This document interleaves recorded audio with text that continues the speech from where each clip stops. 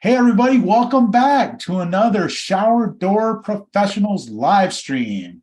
Wednesday evening. Yes. Yes, indeed. I look forward to this every week. Glad you can join us. If you are watching us in the Facebook page, you can go ahead and click on the link in the description. Come on into the Zoom chat room and weigh in. Maybe you've got an opinion. I don't know. I know Glazers tend to have opinions, things. So this is a good place to come and share it. So feel free to do that. You know, we don't have a guest speaker today, but that's okay. I thought we'd just kind of do the old school thing of just having a chat. And I was thinking today, I was out on a job and I was just inspired to come up with this question, a topic for this evening, and that is, what are some steps you take to prevent go backs? The dreaded go back. Nobody likes that. So has anybody here ever had to go back? Oh, no, never. No, nah. It kind of makes you think about, how can I prevent that next time? So I'm just curious, what ideas, what things have inspired you and to come up with systems or procedures, checklists, whatever, to prevent those. Okay, who wants to go first? Well, you know what I do? I'll go first. Okay. So I order, my glass, and I know you do, Chris, from Overcast. We get, I get deliveries like 3 days a week. And so what I do, a lot of guys, I notice that they schedule, as soon as their glass comes in, they go put it in right away. I mean, that's nice to do. But for me, I like to give, when I schedule a job, I do schedule my jobs without the glass even being in my hands. And I have the opportunity, I can do that because I know that, if something comes wrong, I know I'll get a panel or something, the next day or next couple of days. So for me to avoid throwbacks, I always make sure that I have like 1 or 2 deliveries before I schedule something, and then have my guys, check the glass and make sure the scratches and the right size. And I hate going back, especially when you have to go and install it, it's wrong, and you gotta tear it apart and put a new one in. It's just a waste of time. You're not just, wasting materials and a trip, you're wasting the whole day. So it's the glass, it's the whole, it costs more than what people think. And go back. So I try to avoid them. I always make sure I get a 1 or 2 delivery days before, before I go out to the customer's house. So you check it out, you inspect it in the shop. Yes, exactly. I check it out, make sure everything is good to go. Once we get a thumbs up, then we go. If not, and I always tell my customers, it's written in my contract, hey, you know what? It's, my star mandate, there can be something bump. You know what? We're human, we make mistakes. And, if let's say that my 2 days come around and Oh, the suspense is killing me. so I'm going with it. So anyways, we hit a big wave. But anyways, yes, always make sure that we have, on our schedule, we have time for us to check everything. So we don't have to make that go back. I hate go back more than anything. Hate it. You on your way to the ball game, Adrian? Yes, I am. Yeah, I saw you post on Facebook. You were going to the ball game, so you're on the drive. Yeah, so I took the ferry. I hate driving in San Francisco. It's like one of my things I hate. So I take the ferry in Vallejo, and so right now we're in the water and it's really choppy. So we're like, freaking, that's got to be rough out there today. It's terrible. It's really bad. You can see the white caps and everything. Yeah. Yeah. So. Cool. So if you just joined us, we're talking about go backs. When you go out to install on a job and you can't complete the installation, you got to go back. So what do you do? What do you do to prevent that? And I'd like to ask just a general question too. For most of you guys, like, what do you find are your most frequent go back calls, or the reasons that you need to go back? Is it mostly like scratches and defective glass? Good Not for question. me. No. Not for me. For me, I would say it's more errors on my side. The glass that I get is almost flawless every time. Okay. Now, that being said, and because of that, I don't typically check what I get. I should. I got burned by that a couple of weeks ago. I was supposed to get a door, notch panel, and knee wall return. I got 2 doors and a knee wall return. Would you get somebody else's panel by mistake?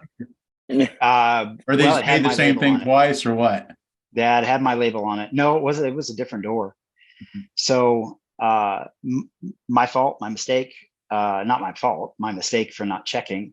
But I got all the way out to the customer and found out that I didn't have it. Now, to be fair, you guys are thinking, how's that possible? Well, ours are wrapped up.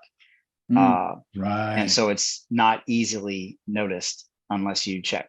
Again, my fault, I should have checked. But I guess I've been lulled into a state of complacency because they've been so good.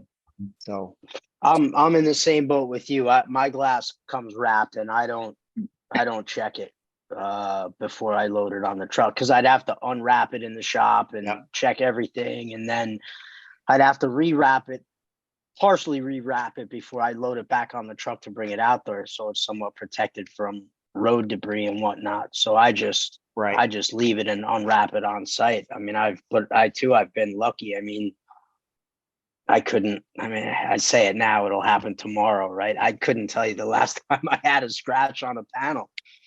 Yeah, me either. And it just makes sense if you're getting your glass like that, all wrapped up. And I've gotten glass like that before. I think Cardinal used to deliver our glass like that. And yeah, that's who it is. Yeah. So the cool thing about that is, like, it's almost never damaged because it's been all wrapped up. And if you get it like that, like you say, I mean, you don't want to unwrap it because you want the benefit of being able to transport it yourself and have it be protected. Yeah. The one downside to that is, if there is something wrong, you're not going to catch it until you get to the job. Until it's up. Yeah. So as rare as that might be, it's bound to happen eventually, right? It's going to happen. Yeah. And so the question is it worth it? Right? Is it worth all the work every time to catch that one mistake that happens literally once a year? Right. Is it going to just be a wash, between the effort it takes to unwrap every piece of glass and inspect it, or to go out to that job, like you say, maybe once a year and have it be a dud? Yeah. Our glass comes wrapped too, and we don't unwrap it, and it's extremely rare. It happens. It happens to all of us. It's extremely rare that it's wrong. Every now and then, I feel like we would cause more problems by unwrapping it, throw it on the bench, looking at it, messing around with it, rewrapping it, then put it on the truck, putting it back in stock till the day comes. One of the salesmen told me a long time ago, he goes, when you buy glass, right, when you buy a box of Captain Crunch, you don't open it in the store to make sure there's Captain Crunch in there. You just hope there's Captain Crunch in there when you get home. So that kind of stuck with me for a while, and but I don't think there's any way to completely avoid it. If I got my glass that wasn't wrapped, I'd be checking it. And if Cardinal didn't have such a good track record. Well, a lot of the new systems that they have now with like Fenavision, like a lot of the checking and everything's automated now as well. So the quality control, I feel, is getting better with my factory up in Maine. A lot of their quality control is becoming to be automated because labor has been difficult and the new systems coming in place. So I feel like a lot more stuff is maybe being rejected. So I think they're still kind of fine tuning that. Maybe it's being overly rejected. But with the automation and the computers being able to check a lot of the stuff, it's getting caught a lot easier. Yeah. Good one. Good one. What's another cause of go backs, and what's a way to prevent it?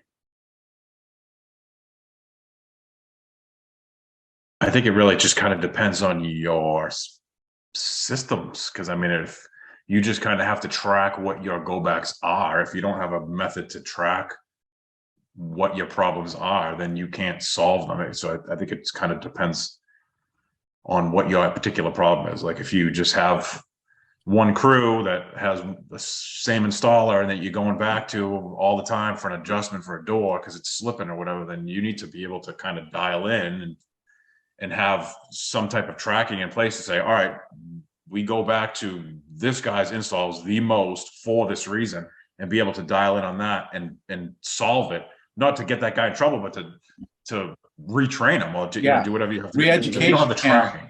Yeah, so if you don't have the tracking in place to figure out why you're going back all the time, you're just going back and putting out fire, you know, with the fire extinguisher and just putting out problems as they come up. But if it's the same problem over and over, and you're not diving into why or who or what the problem is, then you're going to just keep doing it. So to avoid them is to kind of figure out what's it's a double-edged sword there. You have to figure out what's causing them first in your particular. First, you got to figure out what's wrong, and then before you can fix it. And then who's wrong? And who's wrong? Is it a crew member that is making that mistake? Same mistake. They might not even know it's a mistake. They might just think that's the way you're supposed to do it. So until you, as the head, guy, recognizes a way to trap and catch those problems and identify where the problem is, then you can't do anything about. You'll never solve it. Yeah, and if you're not getting called back, then it's not a mistake, right? I mean, whatever they did, however they did it, if the customer's good with it, then I guess it really can't qualify as a mistake. But whatever it is that they're doing, if you're getting called back, then obviously it is. I kind of I disagree with that, Chris. Oh yeah, good. Here's why. Because especially in the South, everybody will complain to everybody they go to church with, their neighbors, their friends, and they won't call you. They will complain everywhere except to the people who can actually do something about it. And then 6 months later, you find out that they're disgruntled and unhappy. And you're like, and I've had these conversations. I said, look, I can't fix what I don't know is wrong. And you are obligated to give me a chance to try to fix it. Otherwise, you want to tell them, quit complaining about it because you didn't give me the opportunity. You can't tell them that. But so I do disagree that just because they don't complain to you doesn't mean it's not wrong. Sometimes they complain to everybody else and it's still wrong. Good point. Brian, do you mind if I ask, do you, after the job is complete, do you send them something to ask how to go? Like, do you request a review? Like, what do you do after? That's a good question. And I should know the answer to this. My office manager used to, I assume she still is, I need to check. She used to call a month later and say, hey, how's everything? And just to check in and make sure that everything is going okay or whatever. This is when we did insulated glass as well. But yeah, so I don't know the answer now, but we have definitely done that in the past. Yeah, the system that we use is once you get to the end and it's paid for and everything, we request a review, but it goes through a different system that it'll ask them how'd everything go, and if they leave if they click on like 1 to 3 star, then it'll forward them to an internal form that says let us know. You know what I mean? So then I'll get you guys suck, whatever. This is what you did wrong. Yeah. If they click on a 4 or a 5, it'll forward them to like either Google or Yelp or something like that, and they can leave the review publicly. So it tries to funnel out the bad reviews so you get that feedback that you were looking for. Right. Before it goes public, and you have the opportunity to fix it before it goes public. Michael, would you send that link to the group? Yeah, Of it's the system. of your, Yeah, I'll put it in the chat, but it's called Nice Job. I think the website's like nicejob.co. It's a nice system. You can kind of configure it. There's a lot of automation to it that you can configure it to request a review a handful of times, by email, by text, or whatever. And honestly, I'll post. It literally takes 4 to 5 taps on the shoulder sometimes for us to get a positive 5-star review. And you would think you're bugging the hell out of the customer, you know what I mean? After that many times. But honestly, I'll post a screenshot of how many times you have to, like, you know what I mean? How many whatever they call it. Requests you have to make or whatever. Yeah. How many On like touches? after like the 4th time, it tracks like after how many times you had to contact that customer before they kind of went through and left that review. So it does work. We just kind of made it part of our process, and it seems to work really well. nice, great, thank you. I'll find it. So, On so it's like, if you're not happy, tell me. And if you are happy, tell everybody else. Yeah, exactly. Yeah. That's exactly what it is. Good.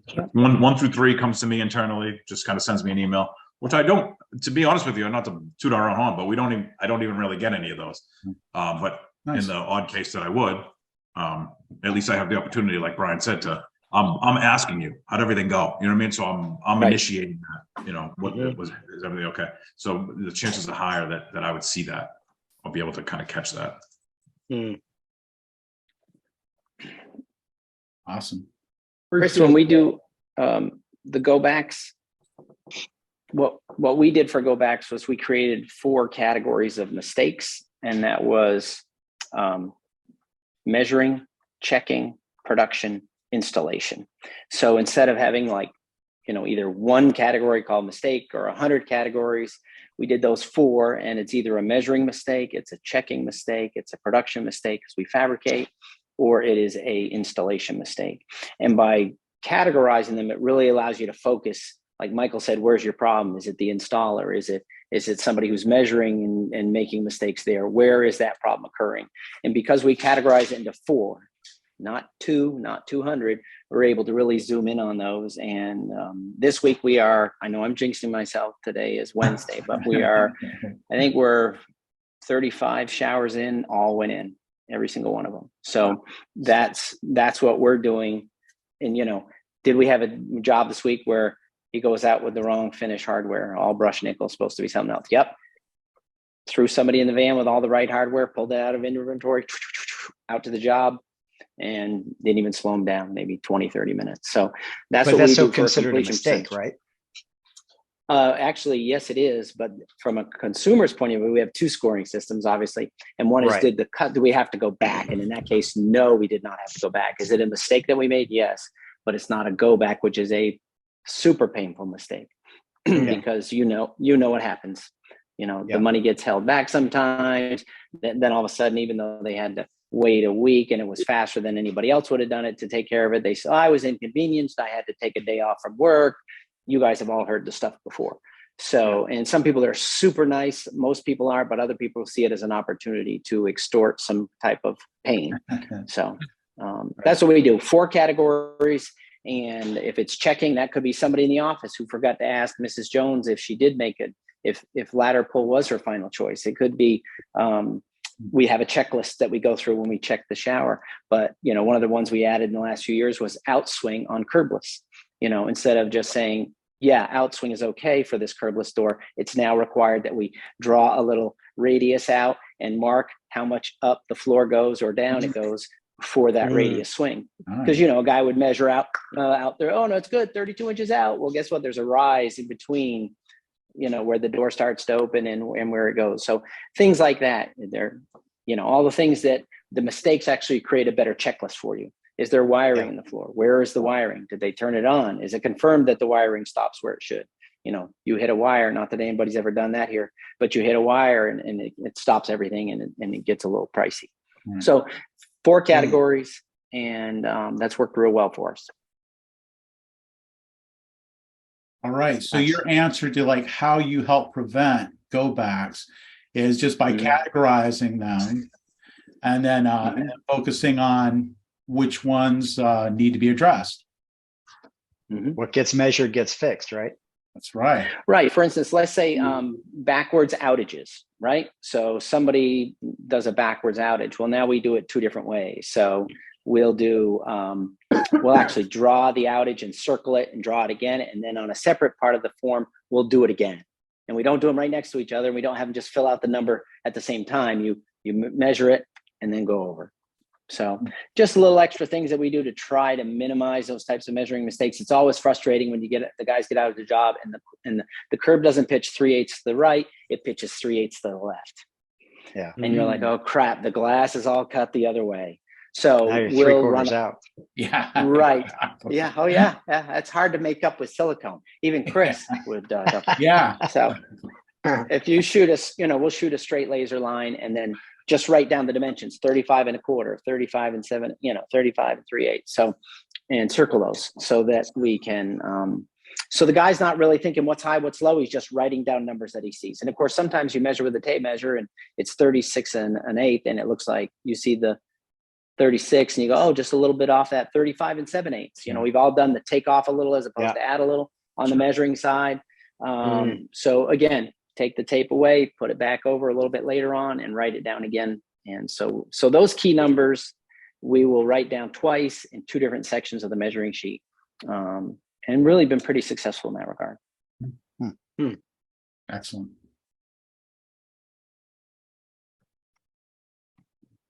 So I've got a different scenario that happened today and this has never happened to me before. I'm sure it's happened to others.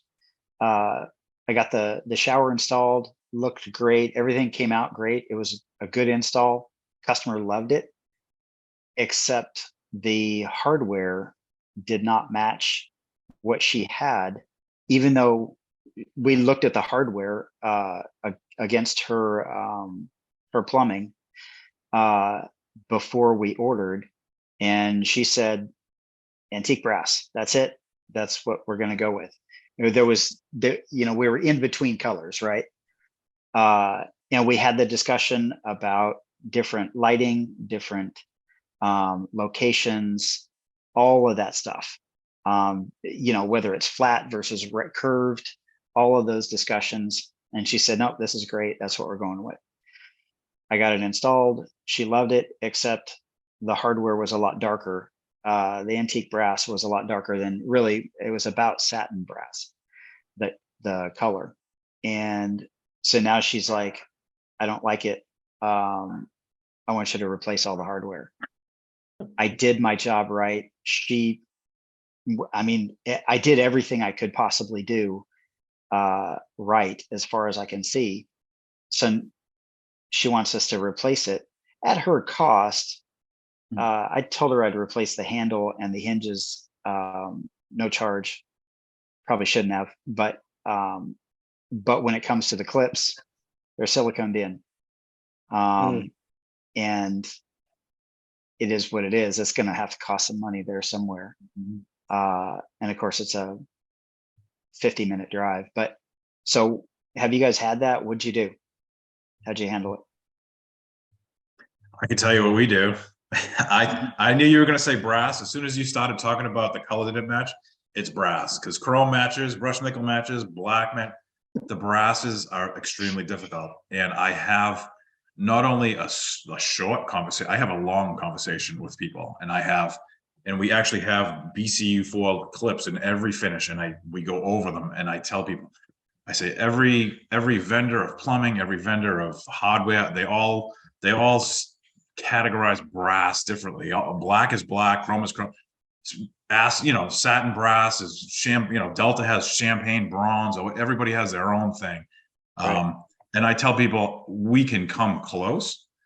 If you're looking for exact, and you're going to start holding hardware next to each other, and you know what I mean, and getting the flashlight. Yeah, and we did that. I had the samples, and she had her stuff. So I tell people it's never gonna match, because every vendor has a different process for finishing this type of hardware. And then some hardware is brass, some hardware is aluminum. Like the header is aluminum, the clips are brass. So there's different processes for the different coatings for different finishes. So it's never going to be the same. And I keep saying the word never because that's what I tell my customers. I don't even beat around the bush anymore. I used to when we were new. I would, because I didn't want to lose the job. Now it's like it's not gonna. I just tell you it's not gonna be exact. If you're looking for exact, this is not the way to go. If you're just looking for okay when you walk in the room, yeah, exactly. It looks like a brushed bronze maybe. What? Yeah, it's And sometimes had it it's and I just can't like get the it. way the light hits it too. Right. It's the lighting. Like- Yeah, it's the shape of everything. Well, So I tell people yeah, if you're it's- looking, if I tell them to go with black, just go the opposite. And you know, some people do that. Some are like, I think it'll be okay. But like I drive this topic home before I even, you know what I mean? We don't have there's always going to be that person that tells you to do one thing and then changes their mind after. You're never going to be able to avoid that. But. Yeah, and right. So again, I had those discussions. So now we're on the back end, and I asked for payment. I did everything right. The install was great. And she gave me payment reluctantly, which was kind of weird. Yeah. But even though she acknowledged that, you know, it was her choice and she just doesn't like it now. So how do you handle it on the back end? I mean, if I'm at, I think you did. Yeah, it sounds like you handled it pretty well. I mean, that's what else can you do? You know, you can sympathize. I had something very similar as happen last week where I had a customer order oil rub bronze, and we have, you know, we show them our samples, you know, and it's like if you put oil rub bronze next to matte black, I mean, it's hard to tell them apart. Yep. Yeah. Sometimes, you know, you could you could show a person both samples and say which one's black and which one's oil rub bronze, and about half the time they would guess wrong. I mean, it's like that close. And so we did that. We installed oil rub bronze, and they're like, "Hey, this is like black."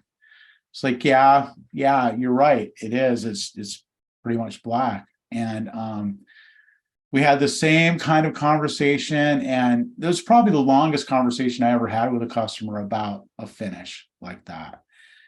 And I didn't know what to say. I mean, we got to this point. He was really a reasonable guy, which was good, you know. But we just got to this point of the conversation where it was like neither one of us knew what to say next, you know. So like we were both kind of like out of words, and it was. Yeah, you know, when it comes to plumbing fixtures and shower door hardware, they're just not the same. They just don't match. And I mean, sometimes you can get them pretty close, but sometimes they're not very close at all, you know. And in this case, he decided to buy a handle and a different finish that he thought was a little bit closer to his finish. And I agreed to go back and switch it out for him, you know, at no cost. And I'm like, yeah, I'm sorry, you know. I mean, I understand how you feel. It's, you know, I wanted to let him know that I heard him. I didn't want to minimize what he was saying. Right. Wanted to validate, yes, you know, you're not crazy. Yeah, this is really happening to you right now. And I'm here for you, man. But it sucks to be you and pay up. But yeah, you know, and it's like, yeah, what can I do? You know, I'll come back and I'll change out my handle, you know, and I'll come and switch it out for you at no charge. And gosh, it's a tough one. I got to go back.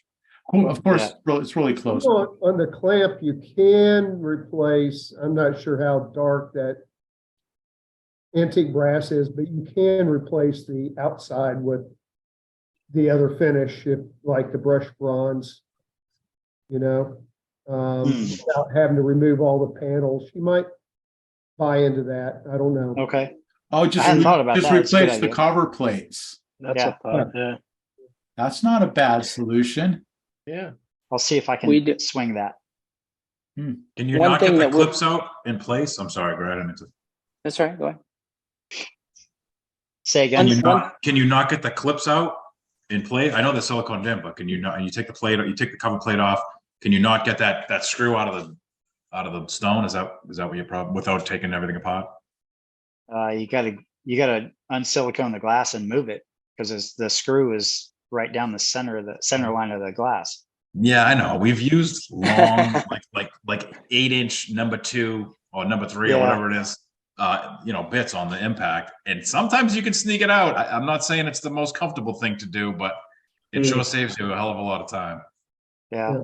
One thing that I'm making my guys do now is any clips or even hinges that are on the bottom, we're going to use shorter screws. Several reasons. I mean, if we can even use a 3/4 inch screw, then we're less likely to get into the liner. But in a case like yours, it'd be easier to get out because they're not so long.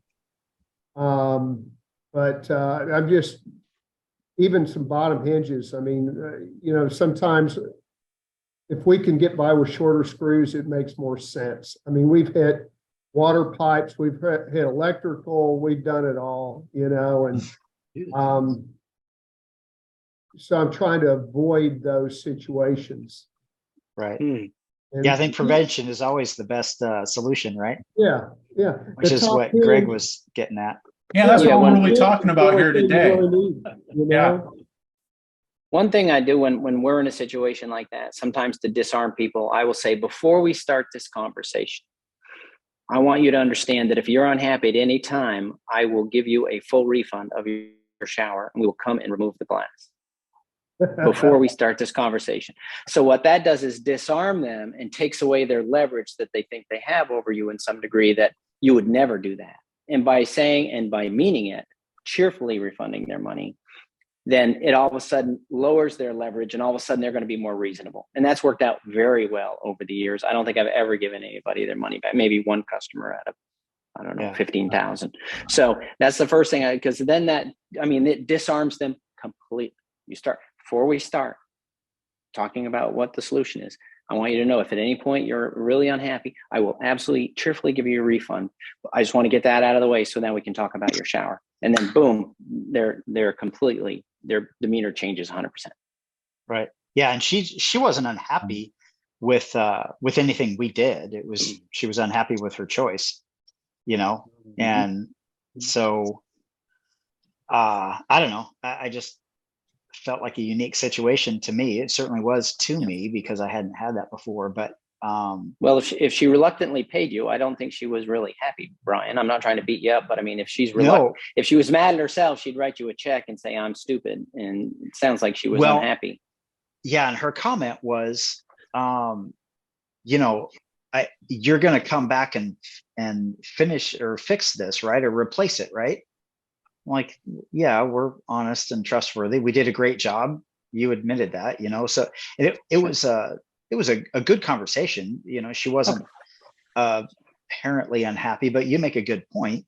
I think just in her mind, the job wasn't done. In my mind, the job was absolutely done. I get you. Yeah. And because I did 100% of what she asked, and she acknowledged that. But on the other hand, she's like, yeah, not sure if I want to give you the balance. I'm pretty sure I want the balance. Yeah. And so, I think customers are going to get a lot tougher over the next few years as things slow down a little bit. They're going to get some revenge over the way they've been treated, not by all of us in this group, by other people. And the consumer revenge, I think, is coming. We're starting to see a little bit of it, but not much. Ooh. So how much would you guys charge to go back and replace those clips if I have to replace the whole clip? Although I do like that idea, Brad, about replacing just the outside. We would not charge for that. I chalk it up to advertising. Mm-hmm. Yeah, as much as you want to charge for it, you try to come up with a number, and then at the end you ask yourself, was it really worth a couple $100?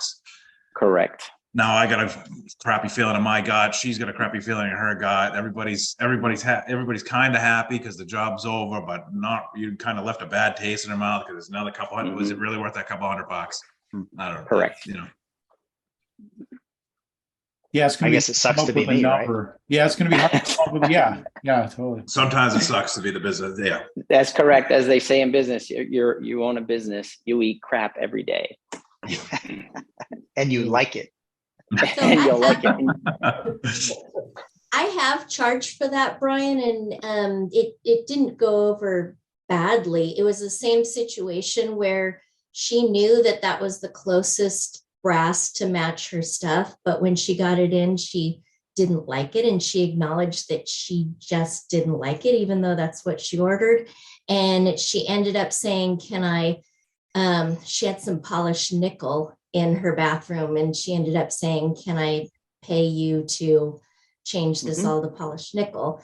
And we ended up, so we kind of priced out what we would for hardware and for installation, but then cut it in half to give her, a little bit of ease it a little bit. But I mean, in the situation where they're like, "Oh, this is wrong. You sold me, something I didn't sign up for. You never had that conversation," then, maybe you're giving it to them and you're taking it. But in the conversation, if you've had a good quality conversation and they recognize that they regret their choice, I don't think there's any problem with charging them to give them something different. I agree. It's, I would keep it real low and fair. Christina had one a couple of years ago, maybe. She made a special trip. We had already measured it, I think.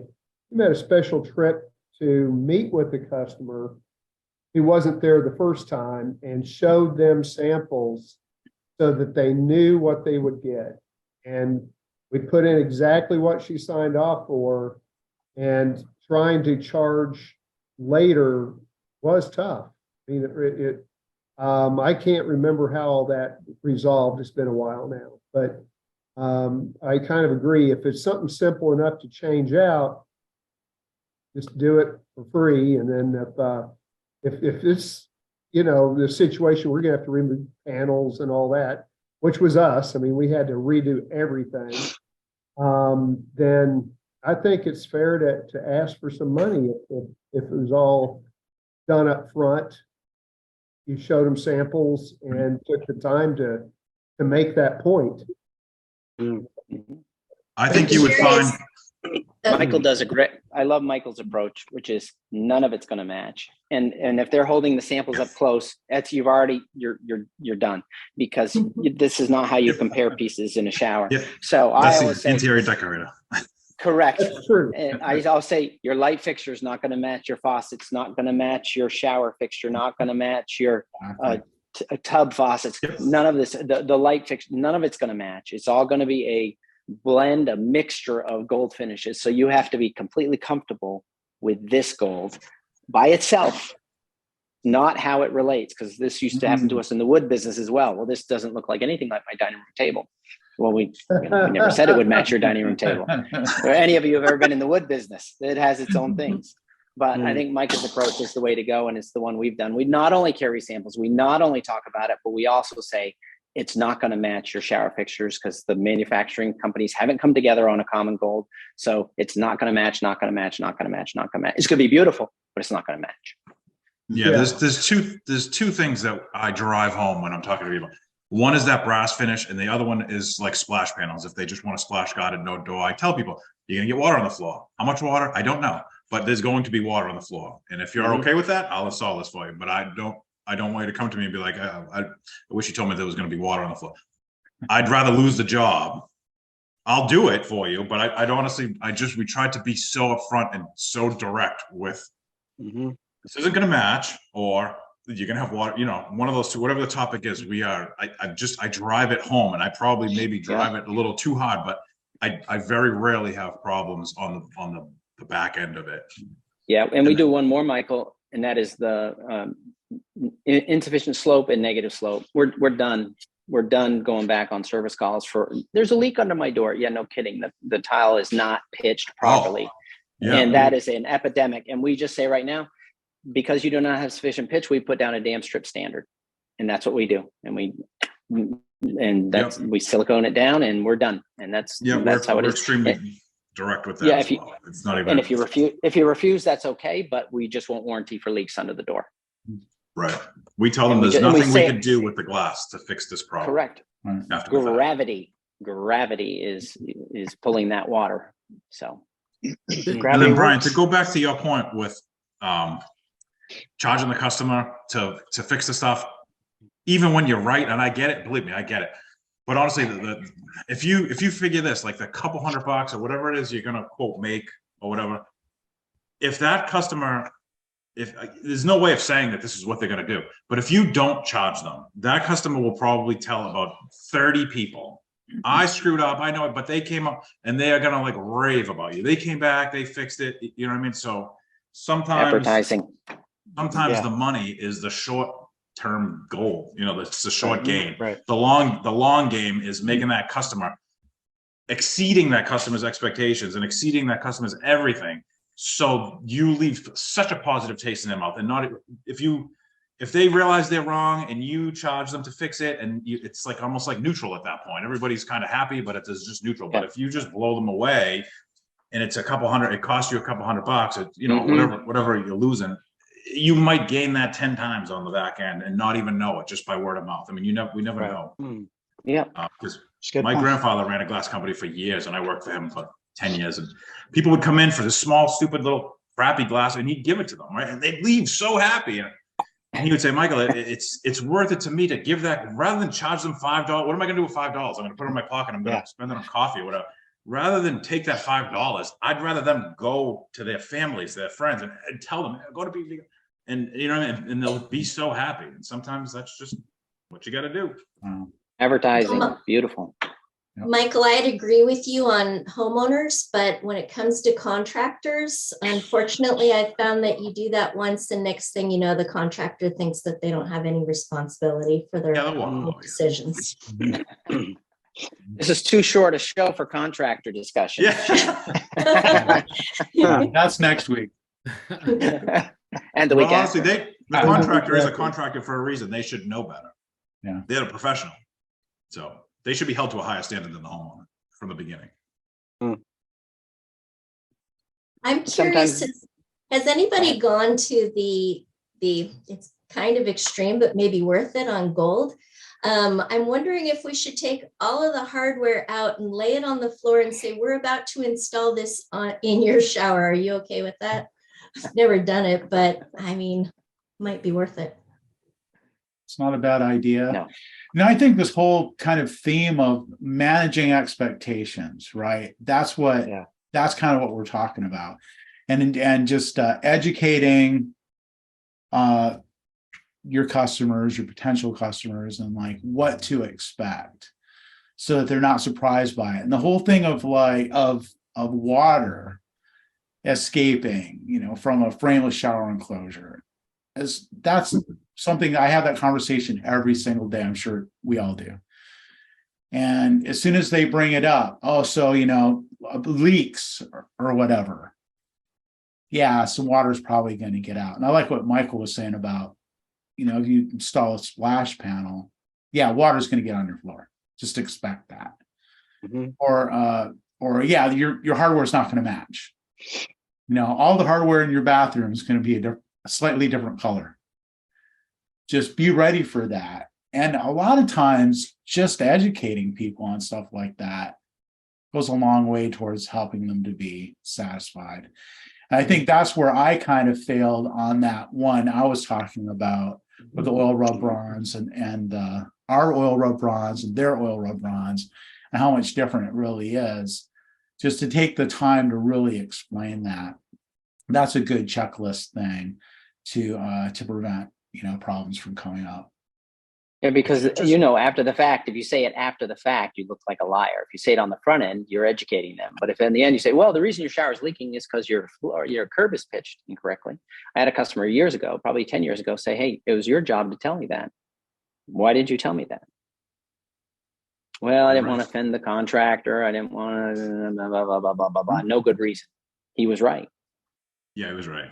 We do the same thing. We just sometimes we can dance around a little bit and try to tell the contractor on the back and be like, I don't know how you want to bring this up to your customer, but you know, and it's the nature of the beast. Yeah.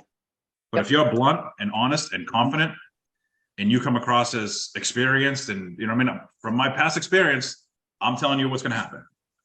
Right. There's up front, then it's hard to. It's just a lot easier to diffuse it beforehand than after, like you said. Yep.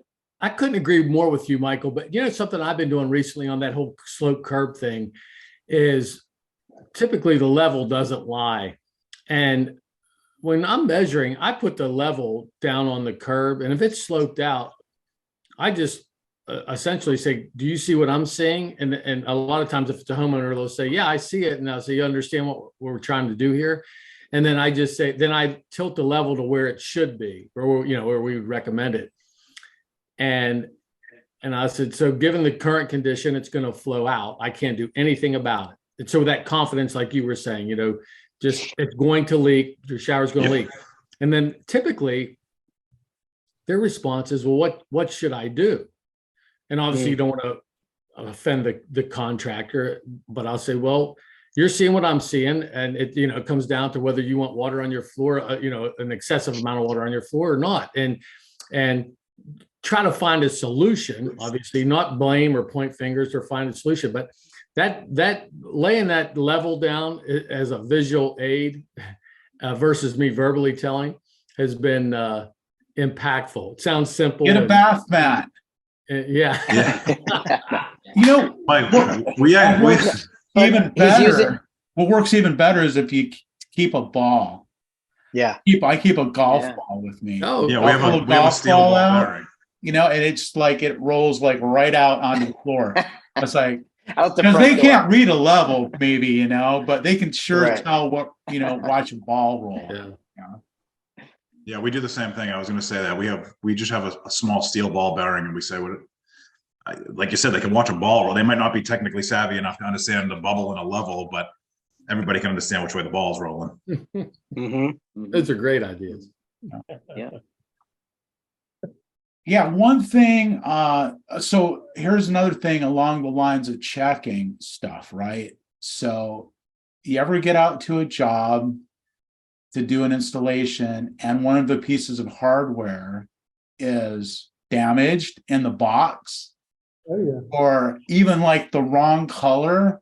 Can you imagine that at the factory, someone might have put the wrong finish in a box, or put the wrong label on the box of the finish? So you get out there, you've got all the exact number of pieces of hardware you need, and one of them is no good. So carrying extra hardware, how many people do that?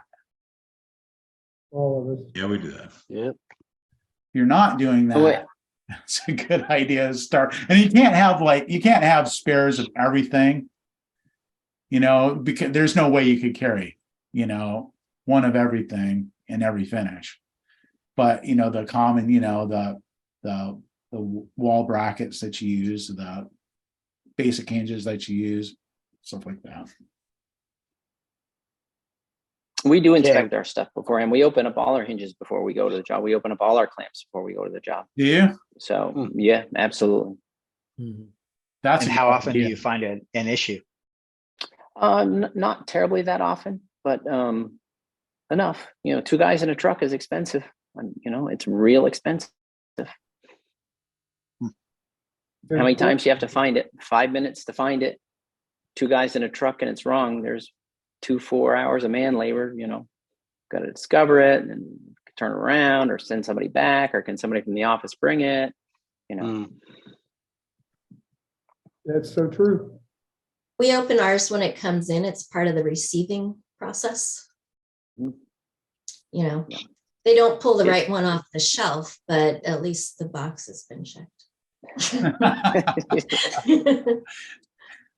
Just in case they do pull the right one off the shelf.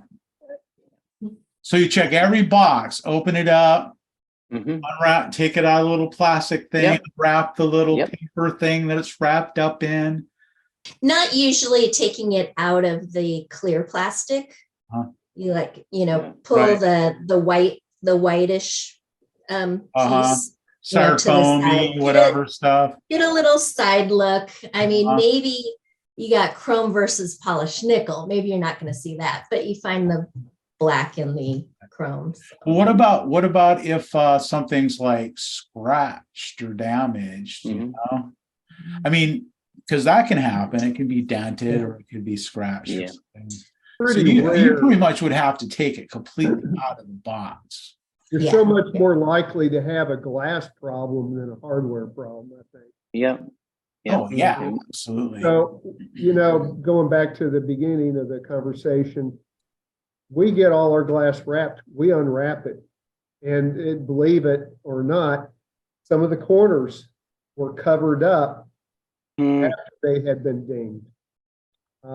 We had one today that had a piece of trash that got baked on top of the glass, and it was already a rework. And we just had to refuse it. Just had to do it. You know what, Brad? Our vendor up here, we use United Plate Glass. They wrap it. They put a sticker on it, says it's certified, blemish free, etc. And our process is to check in all the hardware, similar that you are discussing. But I was taking the vendor's word for it on the glass, and we've had so many instances where we take and we unwrap it and there's a lot of spalling or the corner issue like you just talked about. I've had guys get really cut pretty, severely.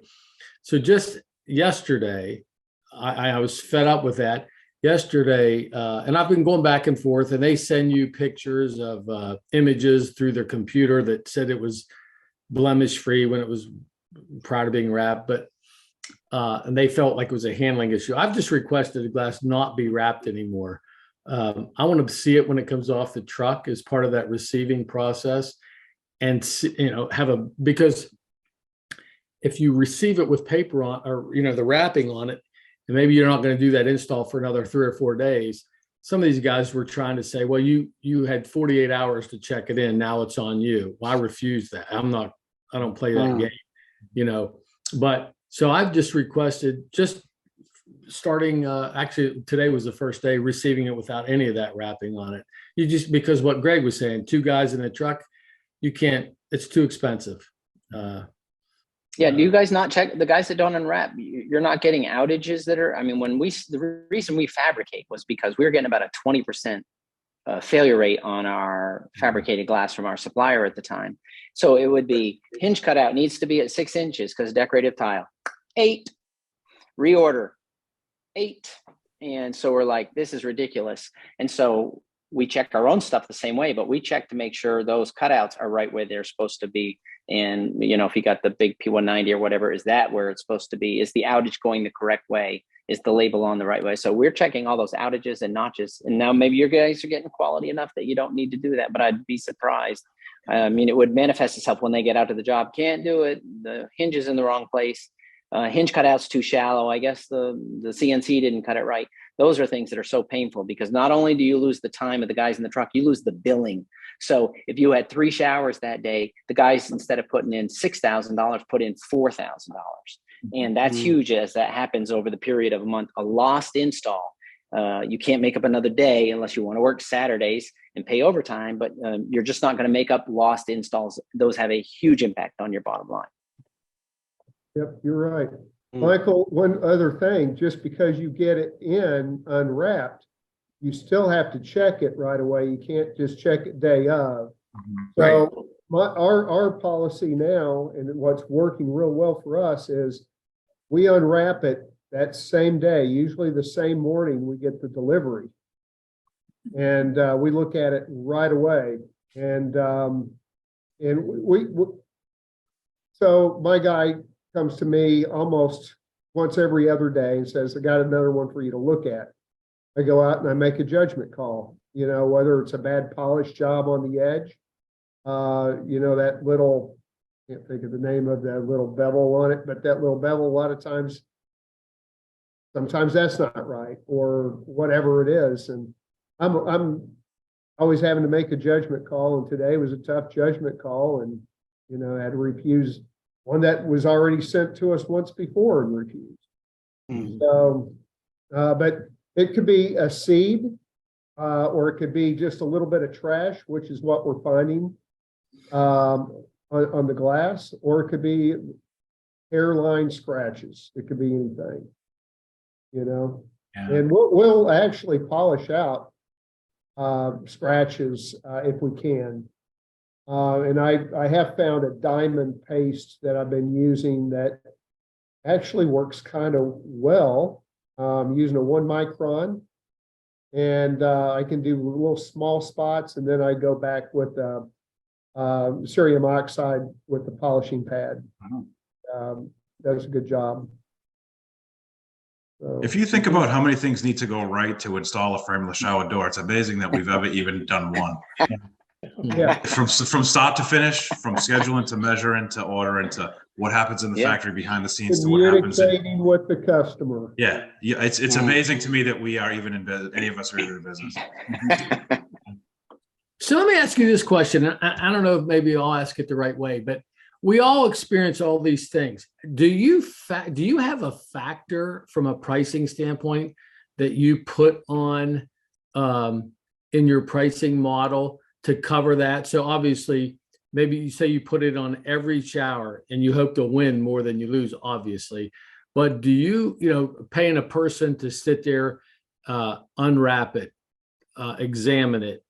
Brad, to your point, you mentioned buffing out scratches. I mean, time is money. I mean, Yep. are you all factoring that into this overall pricing thing? Have to be, Well, right? Broken glass. I Or, think you do. Yeah. yeah, but the alternative, I think you're talking about the trade-off. The alternative again is putting 2 guys in a truck and discovering it at the job site. That's the most painful thing of all. I mean, that's Yes. the worst. The worst. Customer knows it, reschedule, loss of revenue. It's huge. So yeah, No, none we were spending a ton of money. None of our glass has ever been wrapped that we get. yeah, we don't Nope. get any glass wrapped. And Yeah, if we I were, got- yeah, I I got think- some today, and tomorrow morning we'll inspect it and, Mhm. make sure everything's right and go from there. Tim, do you check outages and stuff too, or are they pretty good? Yeah. We check everything to make sure Yeah. that's what I ordered. Yeah. Sometimes I have holes on back order, they don't put in the glass and stuff like that. yeah, and it's like it's the remakes that come in wrong too, right? Yeah. Yeah. Who was talking about Mistake on a mistake. that? Brad talking about that? It's like it seems like the ones that they made wrong before, they tend to make wrong again. Same with us in house. You guys probably same thing. We call it mistake on a mistake all the time. That's the ones you really, because everybody's in a hurry, and maybe that last stray piece of paperwork from the old size somehow stays in the folder, somehow gets out on the shop floor, and you're like, we remade it the exact same way that we did before, and that happens. So you really, really have to slow down on remakes, even though you're trying to rush them because you want to get back to your regular work. Yeah, that's so weird. Well, any final thoughts before we wrap this up? I'll say one more thing about go backs. I used to ask a lot of questions in these meetings about door adjustments, and some people said, yeah, we've got a lot of them.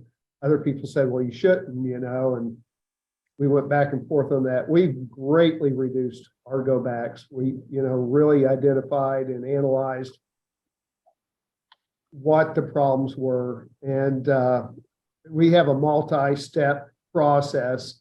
Basically, we were getting some stock doors with slightly oversized hinge notches, and I think they were sometimes a lot bigger than they should be. And we just weren't getting enough coverage with the hinge plates. It didn't look quite as bad as you would think, but you really need as much of that surface area to support the weight of that door. So we brought it back down to tighter hinge notch tolerances.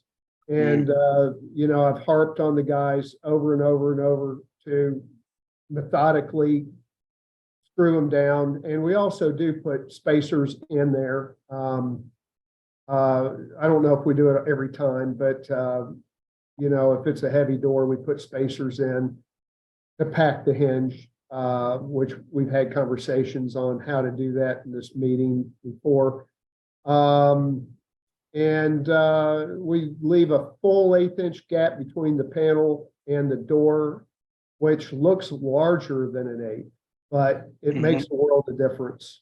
We don't have hardly any go backs right now on door adjustments. Nice. So Awesome. It's a huge, yeah, huge, and huge, huge. we are incorporating some pivot hinges more and more. Yeah.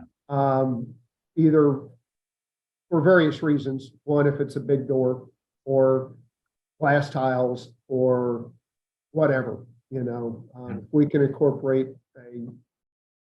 a top mount hinge, then we do that. Yeah, those are great. Awesome. Well, congratulations on that. I mean, that's a huge thing, is just reducing those hinge slippage things and blocking hinges. I become a huge fan of doing that, of just doing whatever I can to make sure that I don't have to go back and adjust the door later. So anyways, thanks so much for showing up. It's always great to talk to y'all. You did great. Have an excellent week. We'll see you next Wednesday.